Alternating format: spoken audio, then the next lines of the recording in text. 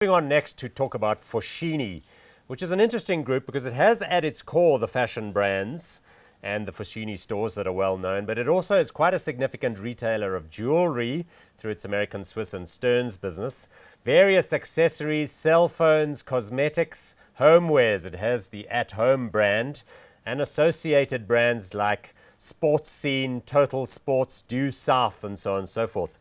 So again, a multi-brand strategy which takes them into our fabulous malls in this country in a series of different stores which look like they're separate, but chances are being managed by a regional manager and pulled together on that basis. All of the same attendant advantages like I talked about before of being able to do their sourcing internationally, bring stuff in which is perfect for the particular market.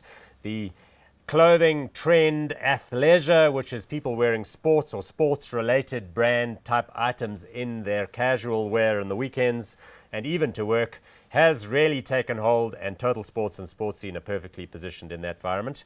The price to earnings ratio of this one is 16.53. It trades on a dividend yield of 3.96.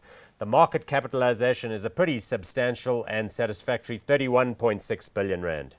The other interesting thing to note about them is that they've recently done an international acquisition, taking them into the UK. I have forgotten what the name of that business is. It's something like Take 8 or New Look or something. Not New Look, because that's the one that Brait bought. Anyway, doesn't matter. They bought a business which is based out of the UK and which is going to take them into the fast retailing business in the European continent as well. Let's have a look at the share chart of this one. It has done pretty well. It had a bit of a bad patch about 4 or 5 years ago. It's moved steadily higher. A little bit of a sail off at the end there, which is a bit disappointing, but I wouldn't be too anxious or concerned about that one. If anything, this one appears to me to be fairly attractive. Management team under Doug Murray has been on site and taking the business forward on a day-by-day, week-by-week, month-by-month basis. Ronnie Stein, the CFO, has just been replaced by a good mate of mine, Anthony Thunstrom, who is an absolute corporate warrior. The kind of guy who will work 18 hours a day to make sure that that business is taking big leaps forward. He's not only looking after the accounts of the business, I'm told, he's also taken charge of the credit book. Because again, this one has a fairly substantial book.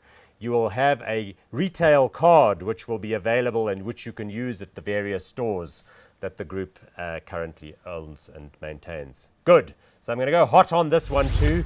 And by my mind, by my calculation, that share price slag off at the end there is probably a good opportunity, because the international acquisition with the rand pound rate being as weak as it is, that's going to fire up the next set of earnings.